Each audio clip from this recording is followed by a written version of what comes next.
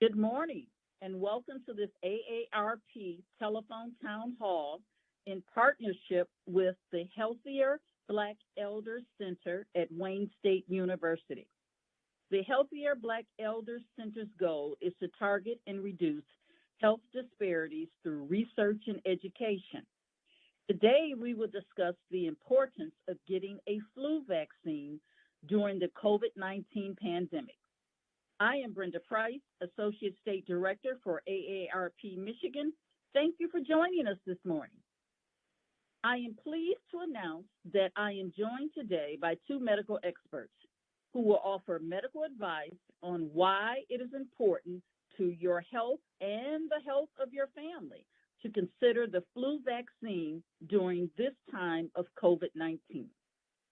They will also answer your questions. We hope this information provides you with useful background information on how to best access vaccinations. You should always consult your physician to determine the best course of medical action for you personally. This is an interactive call, so we're looking forward to hearing from you with your questions. If you'd like to ask a question at any time during the call, you can press *3 on your telephone keypad to be connected to an AARP staff person. They will take your name, city, and your question. They will put you in the queue to ask your question live to the doctors today. As a nonprofit, nonpartisan social mission organization, AARP strives to connect you with resources and information on issues that matter to you and your family. We are discussing this issue because it is important to live a healthy life as we age, and because getting a flu vaccine during the pandemic raises issues of safety and other concerns to our members in Michigan and across the country. Again, if you have just joined us, my name is Brenda Price. I am the Associate State Director for AARP Michigan. This is an interactive call, so if you'd like to ask a question of our experts, you can press *3 on your telephone keypad at any time to be connected to an AARP staff person who will take your name, your city, and your question. Now, I'd like to introduce our two guests on today's call. Dr. Teena Chopra, Professor of Infectious Diseases at Wayne State University, and Dr. Jennifer Edwards-Johnson, Family Physician in Lansing, Michigan, and Community Assistant Dean for Michigan State University College of Human Medicine, Flint campus. Before we get started with questions for the doctors, I'd like each of you to share what you hope people on this call will come away with from this discussion. So let's start with Dr. Chopra. Please share with us. Thank you, Brenda, for having me, and thank you all for joining us today. As Brenda mentioned, my specialty is infectious diseases, and I'm also the hospital epidemiologist at the Detroit Medical Center. And I would like to highlight the importance of flu vaccination today, and also be able to explain the similarities and differences between flu and COVID-19. As you know, they are both different viruses. So with that background, I would like to highlight the key differences between flu and COVID. The fact that COVID seems to spread much more easily than flu and cause more serious illness is extremely critical for all of us to understand. And also the fact that it can take longer before people show symptoms and people can be contagious for longer with COVID. And another important difference being that there is a vaccine to protect against flu, but there is no vaccine available currently to prevent COVID-19. So the best way to prevent infection is to avoid being exposed to the virus. I would like to stop here and Brenda, over to you. Thank you. Dr. Edwards, can you share with us what you hope people will get out of this call? Yes, thank you so much. I'm Brenda, and thank you, Dr. Chopra. Thank you, all of you, for attending. I really hope that you all walk away with an understanding of best practices to keep yourself and your loved ones safe, an idea of where to access resources, of where to get vaccinations, when and where you can get vaccinations, and to walk away confident on how to protect yourself and not be fearful and fearful of the unknown, and to really kind of feel confident in the resources that you're able to access. Thank you. Now we'll ask a couple of questions. Dr. Chopra, you did mention it in your opening comments, but just in case you want to reinforce it, how is COVID-19 different from the seasonal flu virus? Sure. Thanks, Brenda. So, just because some of the symptoms of flu and COVID are very similar, it may be hard to tell the difference between them based on symptoms alone. So, testing is necessary to confirm a diagnosis. A lot of the characteristics of presentation of flu and COVID are very similar, but there are some differences. Like COVID can also, in addition to fever, headaches, body aches, can also have present with loss of taste and loss of smell. So those are important differences in manifestations. And other differences in the virus per se is that COVID-19 causes much more severe disease, and not only infects the lungs, but more like a systemic illness. It can affect pretty much any part of the body. Also, the other thing is COVID-19 is more contagious. It can take longer for people to show symptoms with COVID-19, and people can be contagious for a longer period of time.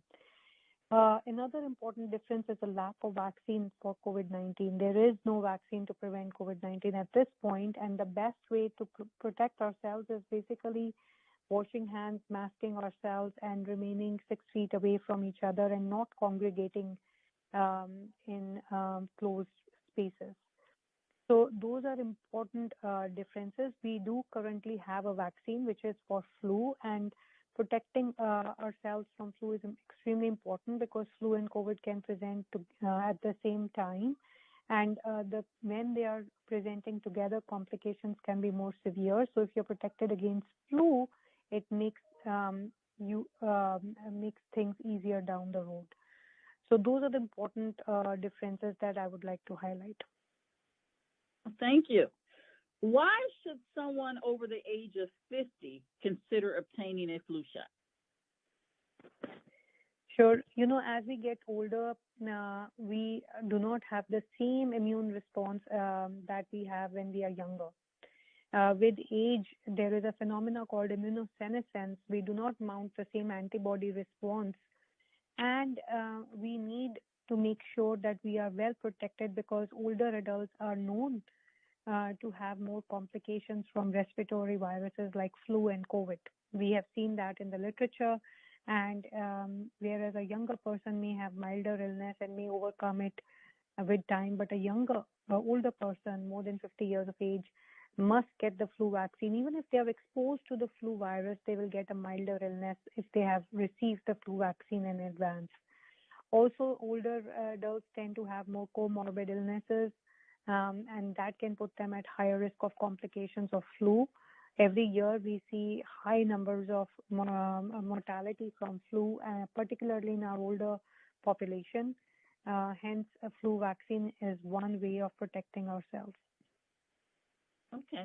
I'm going to ask Dr. Jennifer Edwards-Johnson a couple of questions. Dr. Edwards-Johnson, should older people continue seeing their doctor for regular medical appointments during COVID-19? Thanks, Brenda. The answer here is an emphatic yes. It's some of what Dr. Chopra alluded to with higher risk populations who are older, populations who are dealing with comorbid medical conditions are at higher risk for both COVID and for flu. So if you are able to get into the office and make sure that you are managing any medical conditions that you have, make sure that those conditions are stable, make sure that you're getting your medications for those conditions and that they're being appropriately treated, then you put yourself in the best situation to be able to combat flu or COVID in the unlikely event that you contract flu or COVID. Okay, I have one more question.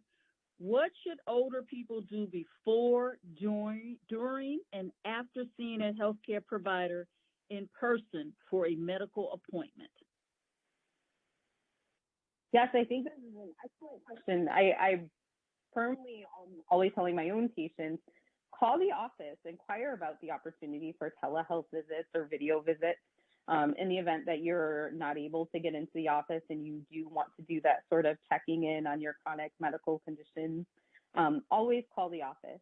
Also call the office to inquire about the availability of vaccines.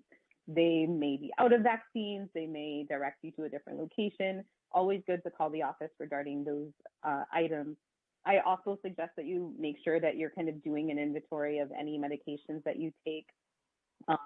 Inquire about office practices for safety. What is the office doing to keep people safe? Is everyone in the office wearing a mask? Are there cleaning procedures in place? And all of those things can be done prior to the visit. During the visit, most of our visits have been taking place as standard. Everyone in our office, for example, wears a mask, and we ask that every patient wears a mask as well, covering their nose and mouth. Whenever you're in the office, staying as distant from people as you can. And a lot of offices generally have practices in place to ensure that you're able to be at least 6 feet away from anyone else who might be in the office. And then the biggest thing is wash your hands, wash your hands, wash your hands. If you don't remember when the last time you washed your hands was, you should wash your hands again. And I think these types of practices really help decrease the possible transmission of flu and or COVID. Wow, that was a good tip. If you don't remember the last time you washed your hands, you need to wash your hands. That was really good. I like that. So I just want to remind our audience that if you'd like to ask a question at any time during this call, you can press *3 on your telephone keypad to be connected to an AARP staff person. *3. That person will take your name, your city, and your question and put you in the queue for your question to be asked live today. And with that said, we are going to advance to some questions that we have coming in. So I would like to start with Patricia from Muskegon. Patricia, would you like to ask your question live? Yes. I had heard that the vaccine for flu had caused a lot of deaths that was never really being reported. And I want to know what's that true. Okay, thank you for your question. I'm going to put you back on hold so you can hear the answer from the doctors. Thank you very much for calling and asking your question. Would Dr. Chopra like to answer that? Sure. So thank you, Patricia, for your question. Flu vaccine is extremely safe, and it has been around for a very long time, and there's a lot of research that has been done around the flu safety and efficacy of flu vaccine. And every year when the flu vaccination is manufactured, there is a lot of safety efficacy studies that are done around it. So this is a myth that flu vaccine can cause harm. When we get the only reactions that some people get to flu vaccine is the actual shot at the site of injection can cause pain and tenderness for a few hours after getting the vaccine. But other than that, flu vaccine is extremely safe, and it protects your body and prevents you from having severe complications from flu, including death. So it is a very safe and protective vaccine. Thank you. The next question, Dr. Edwards, I'm going to share it with you. We are taking a call from Debbie Daldine from Kimball. Debbie, would you like to ask your question live?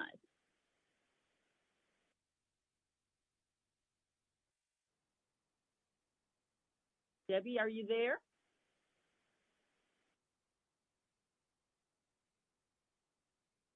Well, Debbie's question was, if I was sick after my flu shot last year, how long should I wait to get another? Dr. Edwards, can you answer that for us, please? I would say that if you were sick after the flu shot last year, there's no reason this year that there's any reason you need to wait to get the flu shot.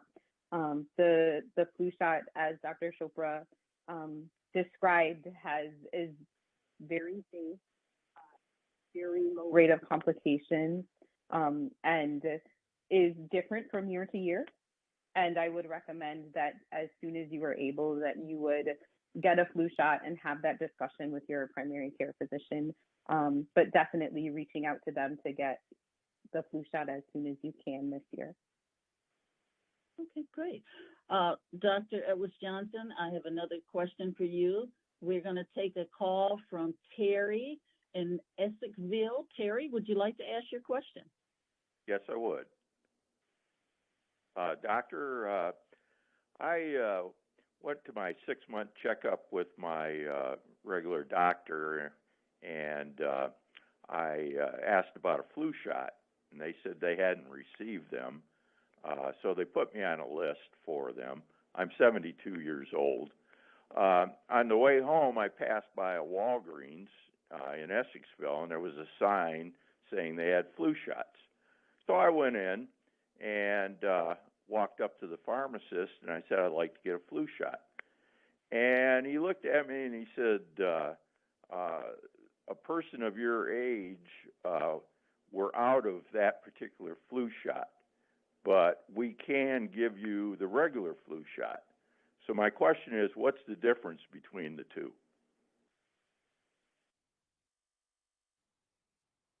Hi, Terry. Thank you so much for your question. There have been certain high-risk populations, people over 65, people with comorbid medical conditions, who have been identified as. Can you hear me? Yeah, yes. But not very well. Terry, I'm going to put you on hold so you can hear, and hopefully you'll be able to hear better. Okay, Dr. Edwards, if you can respond, he may be able to hear better now. Okay. There are certain high-risk populations that have been identified as benefiting from a higher dose flu vaccine. So there are 2 vaccines that we give. There's a high-dose vaccine that we give to higher-risk populations, and that has been identified as groups over 65 or those that have comorbid medical conditions or chronic medical conditions. And so certainly in our office and in many offices, they offer those 2 vaccines. And it sounds like they were out of it where you were. But the difference between the two is just that one is higher dose for people who might be at higher risk for complications related to the flu. Dr. Edwards-Johnson, this is a similar question, so if you can respond to Suzanne from Niles. Suzanne, would you like to ask your question? Yes, thank you for taking my call. I approached my pharmacist and wanted a flu shot, and they told me that they were out of the ones for my age, which is 77, and they talked me into another flu shot, stating that it might have more antibodies for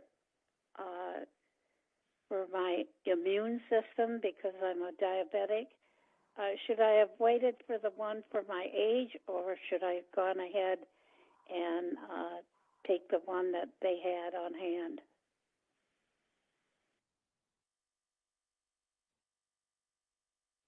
Dr. Edwards? Hi. And yes. Hi, thank you so much for your question. I'm sorry I missed your name. Certainly it can be difficult if they're out of the flu shot, and a lot of times the decision is based on whether there is availability of the higher dose flu shot or whether we are concerned about the potential risk that you may not receive any sort of protection against the flu at all. So I would certainly suggest that if you are able to get the high dose vaccine and you are someone who falls into that population of high risk, that getting the high dose vaccine, if you are able, is beneficial. But I think if you are unable to get the high dose vaccine, I agree with the idea that some coverage is better than no coverage. So getting the vaccine that is available should, your location or where you are be completely out of high dose options, then we have certainly given the regular flu shot in that instance. Thank you. As a reminder, if you would like to ask a question of the doctors at any time during this call, you can press *3 on your telephone keypad to be connected to an AARP staff person. That person will take your name, your city, and your question. Again, that's *3. Dr. Chopra, I have a few more questions here that may be of interest to you to respond to. We are going to take live Roger Duncombe from Hartford. Roger, would you like to ask your question? Yes, ma'am, I would. Thank you for taking my call. I'm 88 years old, and I got my high-dose flu shot in the middle of September because they said it would take up to 2 weeks to be active. Now, if the flu season is later or runs later, how long is this flu shot good for? And if it's not good for the length of the flu season, can I get a booster? Okay, Roger, are you finished? Yes, that's it. Thank you. Thank you. Dr. Chopra. Yes. Hi, Roger. Thank you for your question. As per CDC, you can get the flu shot as soon as the season starts, and the effect of the vaccine will last for the entire year. There is no evidence to get a booster, so you should be all good at this point for this flu season. You will need a vaccine next flu season again. Thank you. Dr. Chopra, we have a new question coming in here from Daniel Hagan. Daniel is from Three Rivers. Daniel, would you like to ask your question live? Yeah. Oh, it's Julie. I'm sorry. Yes. Julie. Dan's my significant other. Okay. Go ahead and ask your question. Okay, I'm a 59-year-old female who has had MS for over 30 years. I'm wondering if the higher dose flu shot would be better for me. Thank you. Dr. Chopra, or can you answer that? I'm going to put Julie back in the hopper so she can hear. Sure. Thank you, Julie, for your question. At this point, what CDC recommends is the high-dose flu vaccination for older adults. That is the only recommendation that they give. So you could, with your age, you could just get the regular vaccine at this point. You would not need the seasonal vaccine that is recommended for more than 65 years of age. That's the only recommendation that CDC has given at this point.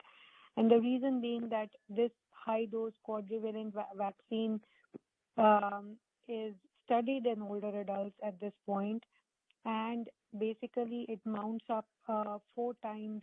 It has 4 times the antigen, and hence mounts a higher immune response in older adults. Since it's only studied in older adults, I would say that we would only recommend it in those patients. Great, thank you. Dr. Edwards Johnson, I have a call coming in from Diane from Grand Rapids. Diane, would you like to ask your question? Yes, I'm a 69-year-old who has dealt with upper respiratory issues in the past. And since the COVID, it's escalated.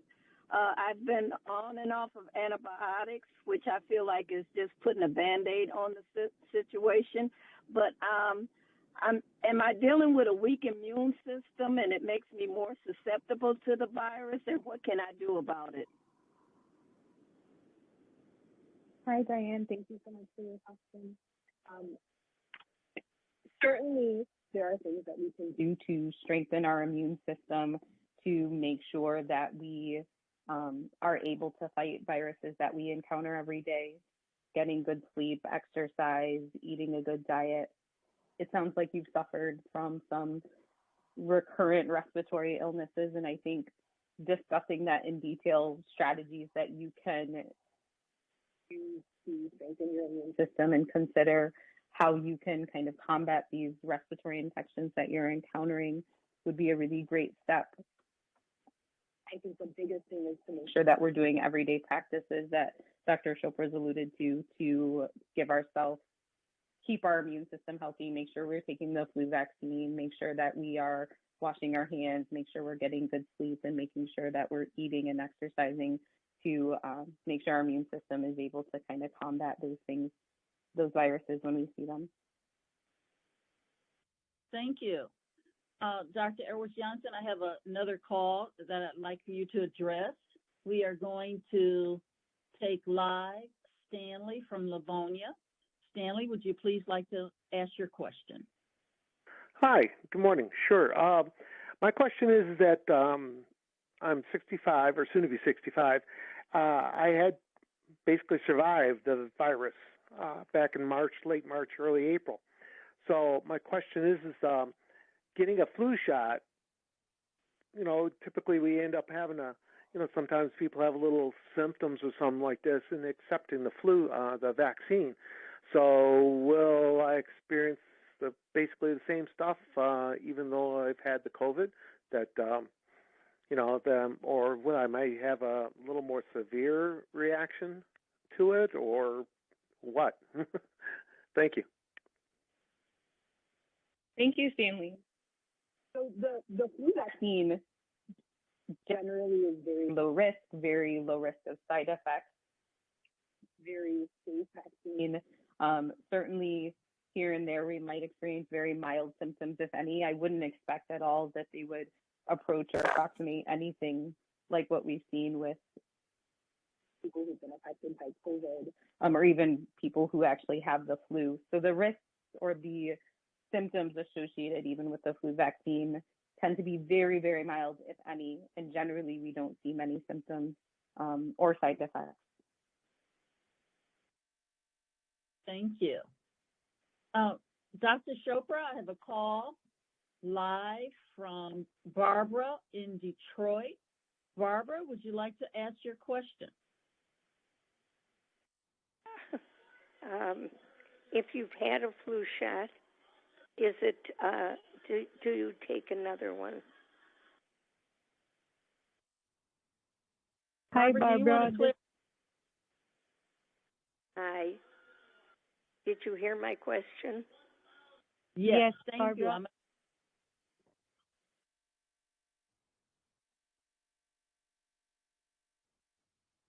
Dr. Chopra? Yes. Hi, Barbara. Thank you for your question. You do get the flu shot every year. So if you've had it last year, you will need it again this year. So to answer your question, you need a flu vaccine every year. It's an annual vaccine, and the reason is that the flu viruses, they mutate and they change. So a new vaccine comes out every year.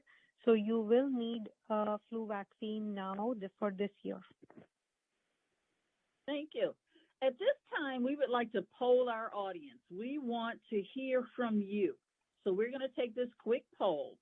The question that we want you to answer is, have you taken the flu vaccine already this season? Press 1 on your phone if the answer is yes. Press 2 on your phone if the answer is no. And I will repeat. The question is, your response has been registered. Flu vaccine already this season. Press 1 on your phone for yes and press 2 for no. Thank you for participating in our poll. We will give you the results shortly. Now we'd like to go back to taking questions live. As a reminder, if you'd like to ask a question during your call, press *3 on your phone, on your keypad, and an AARP staff person will answer. That person will take your name and your question and the city in which you reside. At this time, we are going to take another question. And Dr. Edwards Johnson, if you could respond to this question from Sandra in Ann Arbor. Sandra, would you like to ask your question live? Yes, thank you. I did have a flu shot in September, but prior to September 2020, I had one in 2019. But I don't usually take a flu shot, so I had not really had a flu shot in the last 20, 30 years. But this year, I experienced some muscular aches and pain, and my body was really sore.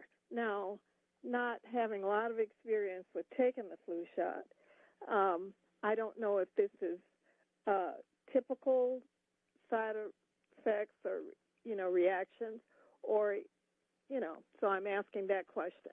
And the second part of that is I hear a lot with building up your immune system with taking vitamin D. Is that recommended? Thank you. Hi, Sandra. Thank you so much for your question. Some light aches and muscle aches Can be associated after having received the flu shot. So that could potentially have been something that happened to you after taking the flu shot.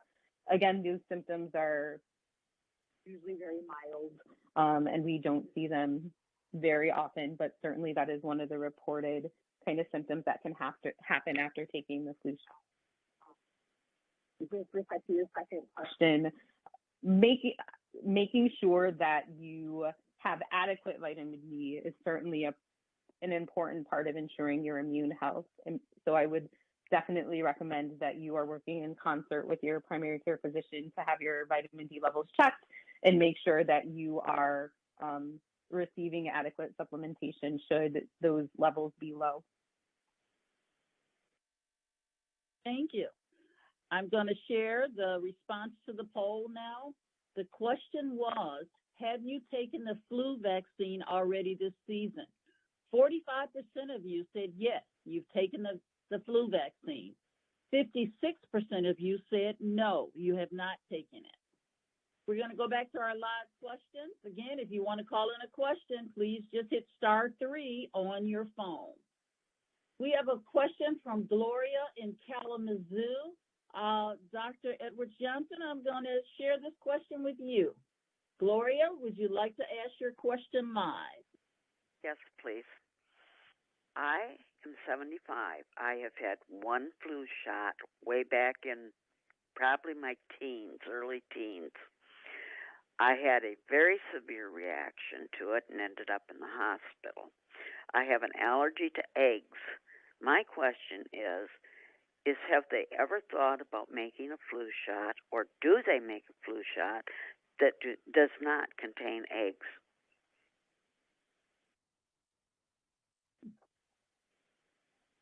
Dr. Johnson, you got an answer for that? Yes, thank you. There is a flu vaccine without eggs, and I think this is why in the early kind of comments I was talking about, certainly checking in with your office, because the availability may not exist at your particular office or in your particular drugstore, and so certainly checking to see where that availability exists.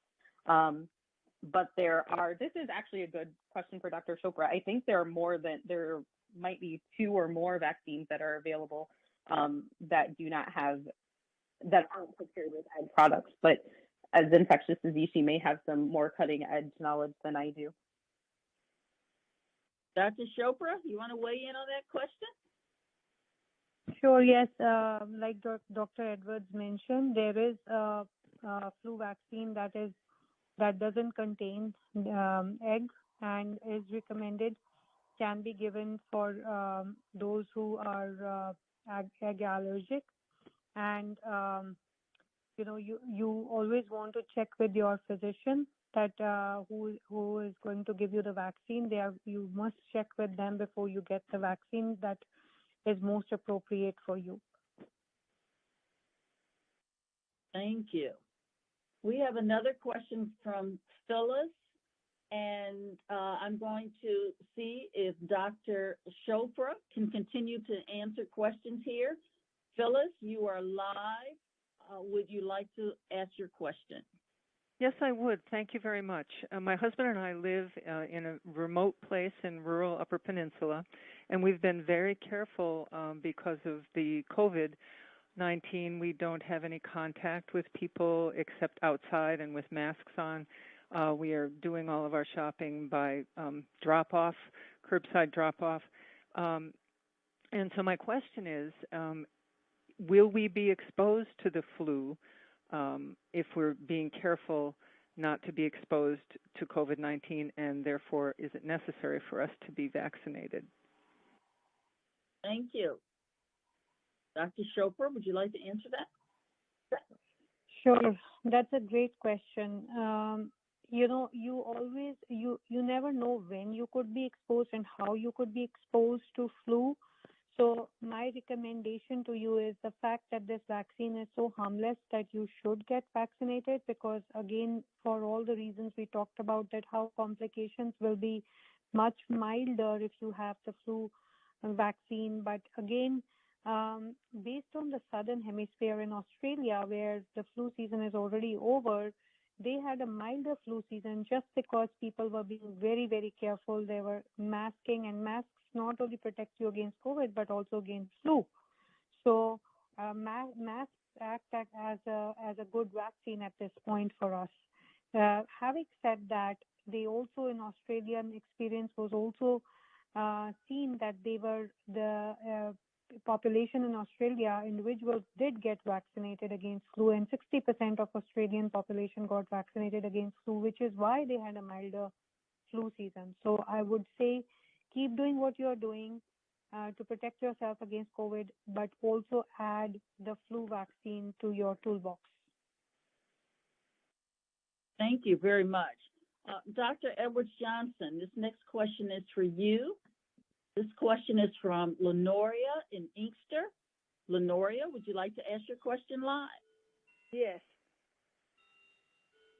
I've got the flu shot a couple of years ago, and I developed SIRVA, which they consider shoulder injury related to the vaccine administration.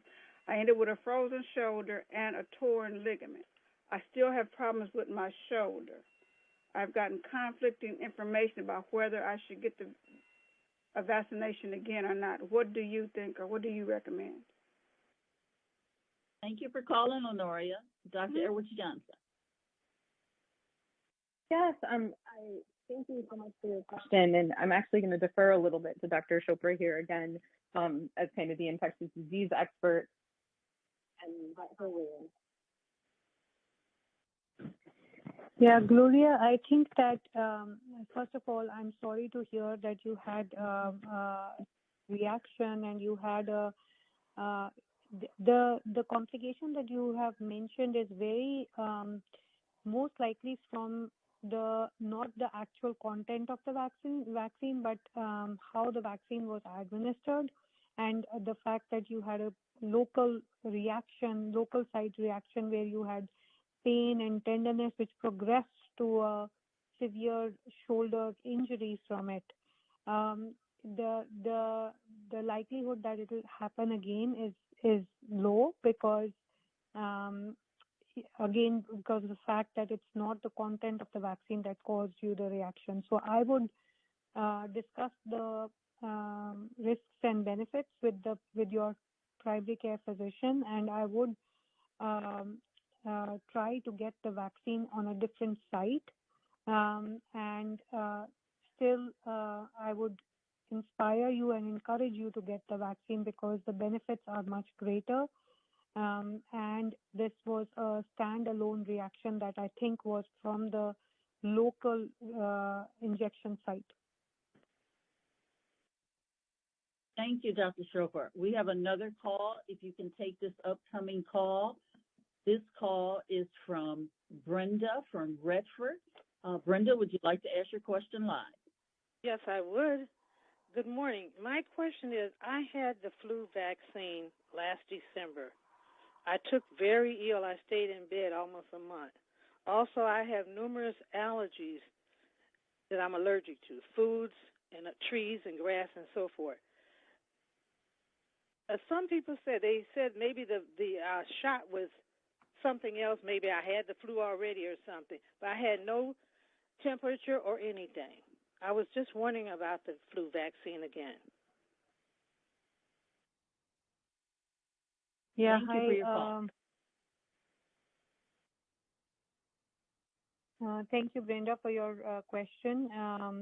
I think that there are certain myths about the flu vaccine that we should all be aware of.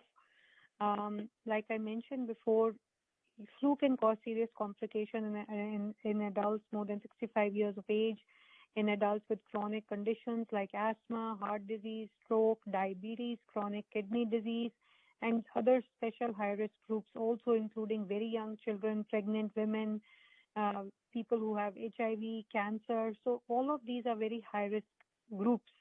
And it's extremely important that we protect us against ourselves against flu, because we don't want additional complications from flu.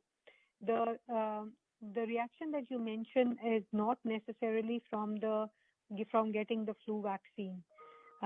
Like I said before, flu vaccine causes local site reactions or maybe a day of fatigue or feeling low. But other than that, flu vaccines are very efficacious and very, very safe, and they are recommended by CDC for everyone 6 months of age or older.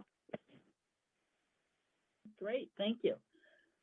Dr. Chopra, I'm going to share this next live call with you. This is Teddy from Detroit. Teddy, would you like to ask your question? Yes, I would. Thank you very much.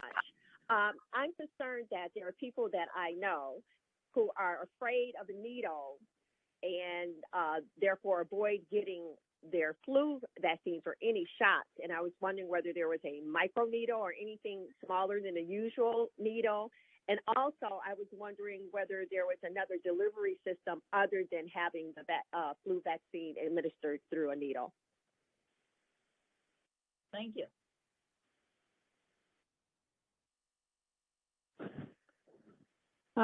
Yes, so thank you for your question.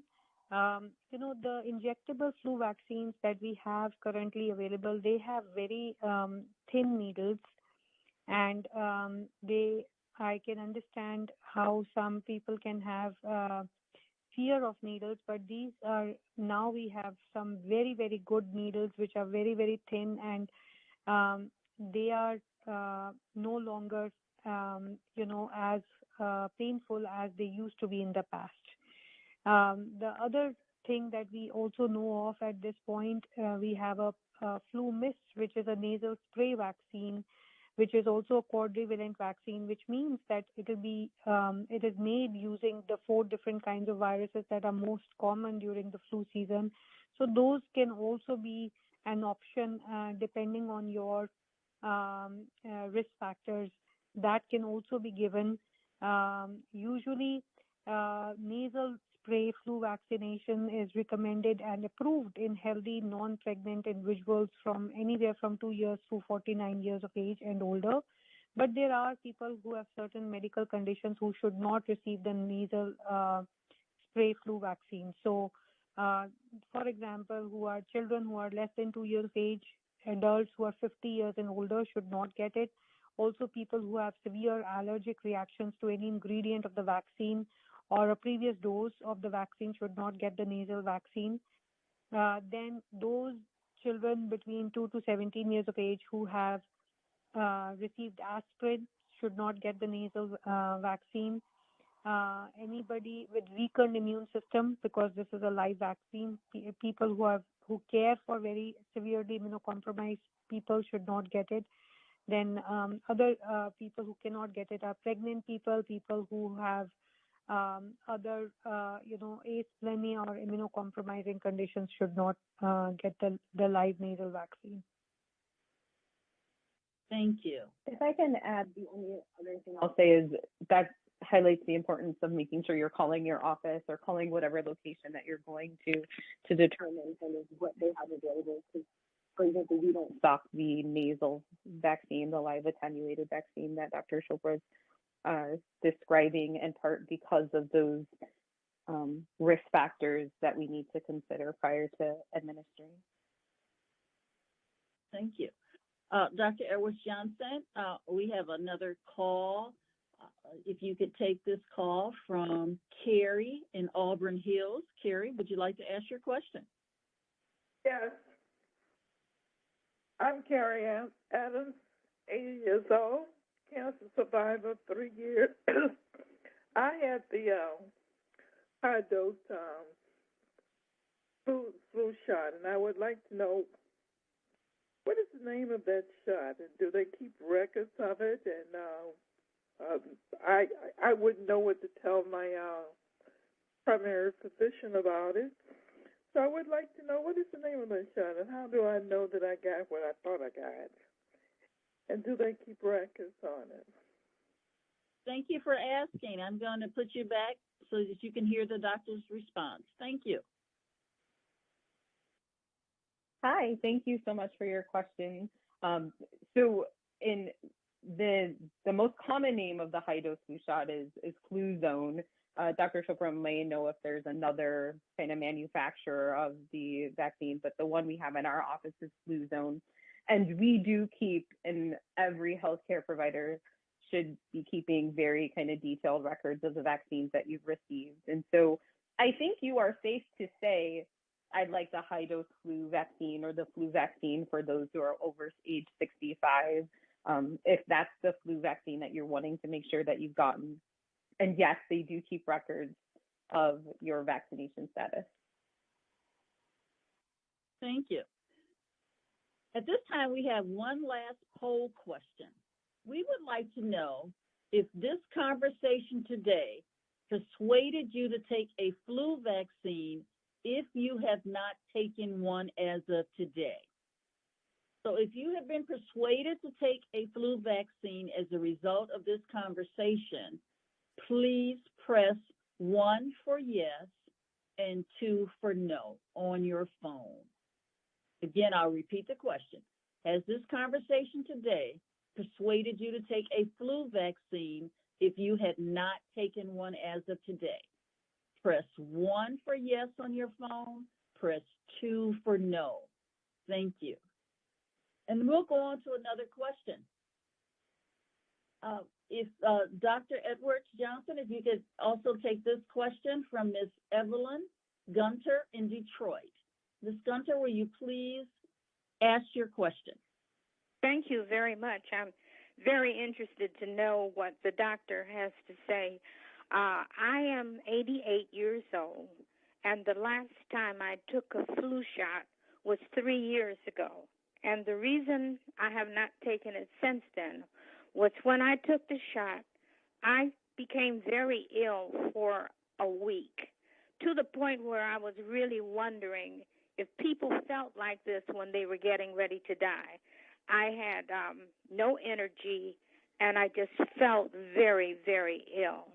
In a week's time, all of that passed, but it was enough to frighten me so that I didn't really want to take the shot again. I feel compelled to do it now, but I needed to have some encouragement. I take vitamin C, vitamin D, and vitamin E every day. That's part of my regular routine. Thank you. We'll let the doctor. Thank you, Evelyn. I'm sorry to hear that you had such a difficult time, and it sounds like you weren't feeling well at all. And that's terrible. I will say it is important that whenever you're feeling very poorly after any sort of medical intervention, a vaccine included, that you should be having that conversation with your physician to be clear on the circumstances. You know, what happened during that vaccine, or what happened during that situation, to kind of determine what might have caused you to feel so ill. It's important to kind of think about the flu vaccine and make sure that we're dispelling those myths associated with the flu vaccine, and make sure that we're clear that generally a very safe vaccine, not something where we see people having very severe illness for a week like you described, or very severe symptoms. So I think it would be important that you're having that discussion with your physician to sort of clarify what caused those symptoms and clarify that you should be a good candidate to get the flu vaccine this year. But I will reiterate that generally a very safe vaccine that we don't see those sort of symptoms from. Thank you. I want to share with you our poll results are in from the last question. The question was, has this conversation today persuaded you to take a flu vaccine if you had not taken one as of today? And 58% of you said yes, you were persuaded to take the flu vaccine. 42% said no. So let's return to questions. Our time is winding down, and we want to try to get these questions in. Dr. Edwards-Johnson, I'm going to share this question with you from Ms. Williamston. Ms. Williamston, are you prepared to announce your question? Yes. Yes. Go ahead. Okay, my question is I have several autoimmune illnesses, and I fell and was in quite a bit of pain and really debated whether I should go to the ER or not, and then we felt we had to because of the COVID. I was concerned with my autoimmune illnesses whether I was putting myself at more risk. Well, I went to the ER with my husband, and I told him I was autoimmune suppressed, and they didn't have any rooms. It was a busy night. So I was put in the hallway where ambulances came through, and people, some were wearing masks and some were not. I didn't feel safe with that, and we again said that I was autoimmune. Did they have at least a bed that wasn't where the entrance was, where people came in on ambulances? They did not. Would it have been good looking back on that? I mean, I didn't get the COVID, and I'm very grateful for that, but I was hospitalized. So should we have gotten into our car and tried getting to the other ER, rather than staying there like that? I mean, I was wearing a mask, but I know mask protects others, but it probably did protect me somewhat too. But it took when you're this sick myself, I didn't want to get sicker by getting the COVID. So what would you recommend? I have the flu shot. I keep up on those things and so forth, and I do everything I can to keep well, and we're doing what they say. But when you have to go to the ER and you have a situation like that, would you recommend people just getting back into the car and trying the other hospital and seeing if it's better, and if it's not, just stay and hope you don't get it? Okay, well, thank you. We're going to let Dr. Edwards-Johnson respond. Thank you for your question. Thank you for your question. I appreciate you sharing that story with us. I think it kind of gives us an example of how complicated this can be and what people are dealing with when they need to go to the ER, and they may be dealing with an immunocompromised disease or illness. I certainly agree that you have to keep yourself as safe as possible. And so I think it makes sense where you can, if you can, to wait in your car. There are a lot of institutions that are allowing that, and they have some sort of way that they can call you to let you know that you can come in. If you are in an emergent situation, you should go to the nearest ER, and we are seeing that that is the most important piece. If you have an emergency, you need to go to your nearest ER. If you have the opportunity beforehand to have some insight about what ERs or hospitals or urgent cares in your area are doing to keep people safe, I think doing that ahead of time can be helpful. Having a sense of where you can go, where you're going to feel comfortable, where you will be protected. Generally, the institutions around us have been very good about making sure all hospital personnel are wearing masks and that patients all have masks to wear. And that has significantly decreased the burden of disease, particularly of COVID, in our hospitals. But certainly doing what you can to keep yourself safe. And I think the strategy that you suggested around staying in your car, maybe not going to a different institution, but seeing if you could stay in your car until you need to come into the hospital.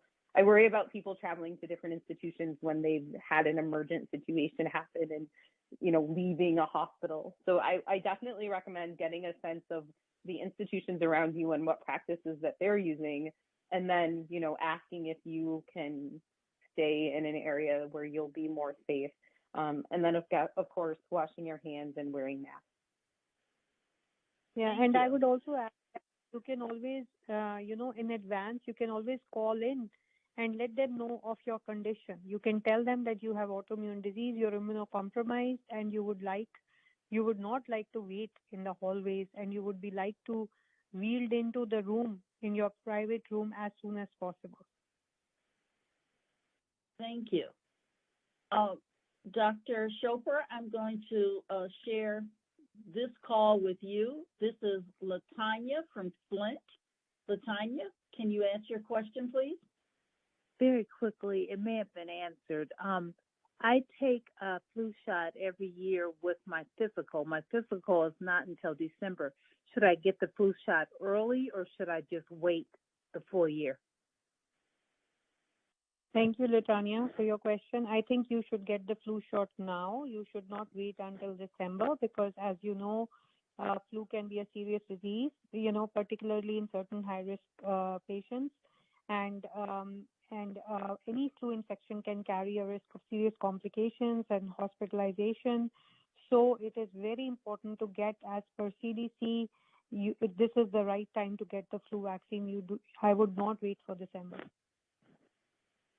Dr. Edwards, we have another call. I'm sorry, Dr. Chopra, we have another call that you might want to respond to from Flint, from Shirley. Shirley, can you ask your question, please? Thank you. I want to thank you for taking my call, and I appreciate what AARP is doing in providing this program. While I was listening to your program this morning, for the first time I learned that there is shots for people of older ages. I will be 85 next month. So while I was listening to your program, I took the phone and called my doctor's office and asked the flu shot that you gave me last week, what kind was it? Because I've just learned that there is one for people of my particular age. She knew nothing of such a flu shot. She said the one you received was just a regular flu shot, and if anything else became available, you would not be eligible to get it since you've already had that one. So my question is, perhaps you may be aware of something that my doctor's office is not, that might be helpful to me in my situation, or do I just have to settle for the regular flu shot that I've forgotten and just hope that it'll be sufficient? Yeah, that's a great question. Go ahead, Dr. Chopra. I'm sorry. Sure. Thank you for your question, Shirley. I think that mostly physicians are aware of the high-dose flu vaccine. It's called the Flu Zone High-Dose Seasonal Influenza Vaccine. And it's been around for a while now, and it covers, it gives you a higher antibody response for older adults more than 65 years of age and older. The only time it is not recommended is if there is some severe allergic reaction to the vaccine. But other than that, for